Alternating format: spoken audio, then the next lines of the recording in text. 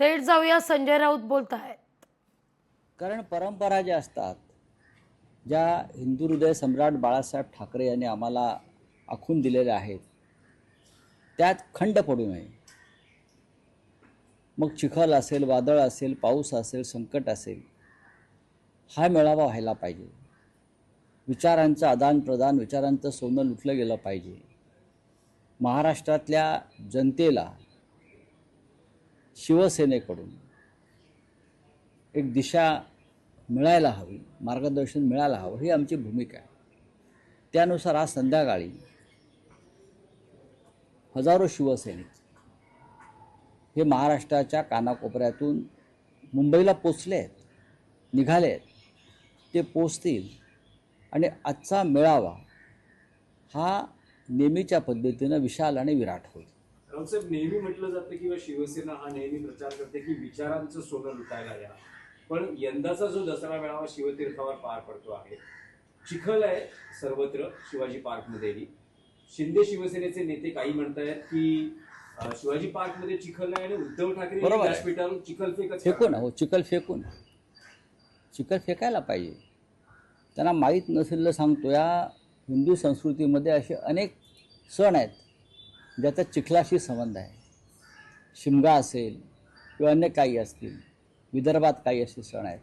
त्यांना हिंदू धर्म आणि संस्कृती माहितीच नाही. हे दुसरं आहे. नरेंद्र मोदी सत्तेत आल्यापासून किंवा भाजपच्या हाती सत्ता मिळाल्यापासून त्याने एक नवीन परंपरा सुरू केली, ती म्हणजे गद्दारांचे मेळावे. आधी निष्ठावंतांचे मेळावे होत होते, पण भाजपच्या प्रेरणेनं, अमित शहांच्या प्रेरणेनं मुंबई महाराष्ट्रात गद्दारांचे मेळावे व्हायला लागले. आता गद्दारांच्या मेळाव्यावर चिखल नाही फेकायचं तर काय करायचं? पारिजातकाची फुलं फेकायची का बकुळीची फुलं फेकायची? पार्कातला जो चिखल आहे शिवतीर्थावरचा, त्या चिखलात त्यांना लोळवावंच लागेल. हिंदू हृदय सम्राट बाळासाहेब ठाकरे जरी असते तरी त्यांनी तेच केलं असतं. ज्याची त्याची जी लायकी असते त्यानुसार त्याच्यावरती त्या गोष्टींचा वर्षाव करायचा असतो.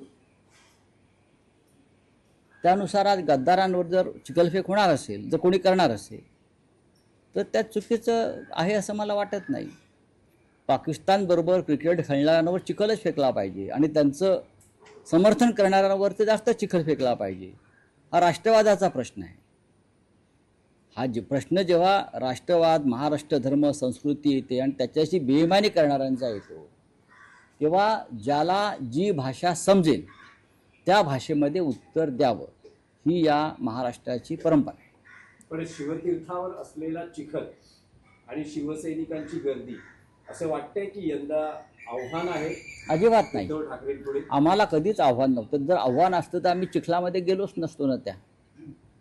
जर आम्हाला आव्हान वाटलं असतं तर हट्टानं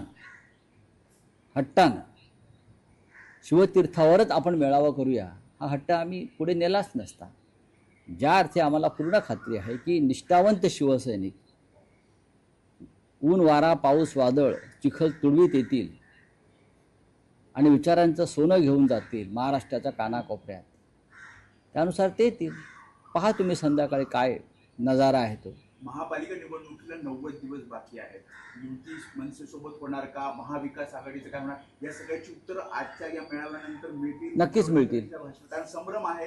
संभ्रम असण्याचं कारण नाही कोणत्याही विषयावर. मग शिवसेना असेल माननीय बाळासाहेब ठाकरेंची, किंवा सन्माननीय राज ठाकरे यांच्या नेतृत्वाखालचा महाराष्ट्र नवनिर्माण पक्ष असेल, आमच्या भूमिका स्पष्ट आहे.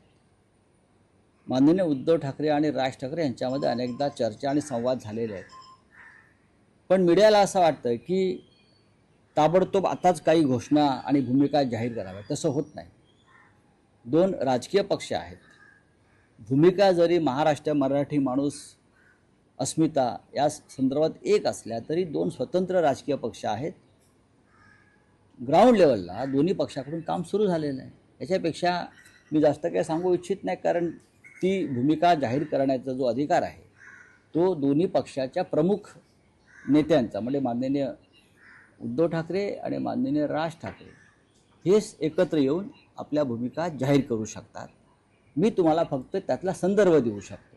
नाही, पण राऊतसाहेब, दसरा मेळाव्यानंतर, कारण आता निवडणुकांना अवघे 3 महिने शिल्लक आहेत असं म्हटलं जात आहे, तर दसरा मेळाव्यानंतर अधिकृतरित्या दोन्ही पक्षांमध्ये जागा वाटपाचा फॉर्म्युला असेल किंवा अन्य काही राजकीय विषय असतील, यावर बैठका सुरू होतील.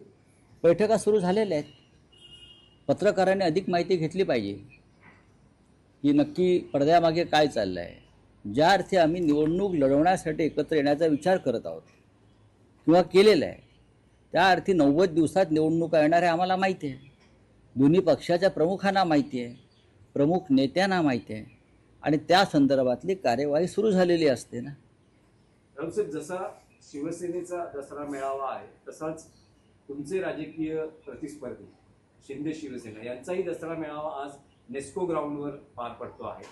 त्यांचं म्हणणं आहे की आम्ही टीका, चिखलफेक यावर जाणार नाही, तर आम्ही कार्यकर्त्यांना, समाजाला जो बाळासाहेबांचा विचारांचा वारसा आहे बघा, तो आम्ही देऊ. अमित शहाचा पक्ष जो आहे ही अमित शहाची बेनामी कंपनी आहे. तुम्ही जो काय शिंदे सेना वगैरे म्हणताय, हा अमित शहाने स्थापन केलेला पक्ष कार्यकर्त्यांना काय मार्गदर्शन करणार? लूटमार करा, भ्रष्टाचार करा, पैसे गोळा करा, महाराष्ट्राची लूट करा, मुंबई तोडून टाका महाराष्ट्रापासून, हा अमित शहांचा विचार आहे. पाकिस्तानबरोबर क्रिकेट खेळा, या अमित शहांच्या भूमिका आहेत. आणि शिंदे सेना जी काय तुम्ही म्हणताय तो अमित शहांची बेनामी कंपनी आहे. अमित शहाची ती एक सिस्टर कन्सर्न आहे. त्यांनी स्थापन केलेला पक्ष आहे. त्यांनी काय करायचं हा त्यांचा प्रश्न आहे. पण आम्ही इतकंच म्हणू की मोदी आणि शहा आल्यापासून मुंबई महाराष्ट्रामध्ये गद्दारांचे मेळावेसुद्धा होऊ लागलेले आहेत. आता गद्दार बोलल्याबद्दल जर कोणाला वाईट वाटत असेल, टोचत असेल, तर त्यांनी सांगायला पाहिजे, स्पष्ट केलं पाहिजे की आम्ही गद्दार नाही आहोत. आम्ही गद्दार कसे नाही आहोत? ज्याने बाळासाहेब ठाकरेंची शिवसेना चोरली अमित शहांच्या मदतीनं, अलिबाबा चालीत चोर, अलिबाबा तिथे असतात गुजरातला. त्यानंतर चिन्ह चोरलं बाळासाहेबांचं, देव्हाऱ्यातला धनुष्यबाण चोरला, देव्हाऱ्यात दरोडा टाकला, आणि हे दसऱ्याला मेळावा घेत आहेत. हे कोणाला पटेल का? महाराष्ट्राला, मराठी माणसाला मला सांगा ना तुम्ही, हे कसले मेळावे घेत आहे? संघाचा दसरा मेळावा पार पडलेला आहे, मोहन भागवतांचं भाषण झालेलं आहे, काय विशेष? बघा, संघाचा दसरा मेळावा नागपूरला होतो आणि तो एक परंपरा आहे. 100 वर्ष संघाला होत आहेत. संघाची एक परंपरा आहे त्या मेळाव्याची. ते संचलन करतात अख्ख्या नागपुरामध्ये. त्यांच्या हातात काठ्या असतात आणि काठीच्या माध्यमातून देशाचं रक्षण करण्याची त्यांची मोठी परंपरा आहे. बाळासाहेब ठाकरे म्हणायचे दसऱ्याच्या मेळाव्यात की आम्हाला AK-47 हवा आहे. काठ्या लाठ्यानं तेल लावून देशाचे संरक्षण होणार नाही. शिवसैनिकांच्या हातामध्ये AK-47 आली तर जम्मू काश्मीरसह देशाच्या सीमा आम्ही सुरक्षित करण्यासाठी आम्ही बलिदानाला तयार राहू. हे हिंदुहृदय सम्राट बाळासाहेब ठाकरे यांचं एक भूमिका आहे. यांच्या हातात काठी असते, संचलन करतात, एक विचार देतात. आज त्यांच्या हातामध्ये सत्ता या देशाची. त्यांनी प्रधानमंत्री नेमलेले आहेत, त्यांनी इतर काही राज्यपाल नेमलेले आहेत. त्याच्यामुळे त्यांच्या संचालनाला एक सत्तेचं तेज आज आहे. 100 वर्ष होत आहेत. त्यांना महान राष्ट्रकार्याबद्दल नाणं काढलं, पोस्टाचं तिकीट काढलं.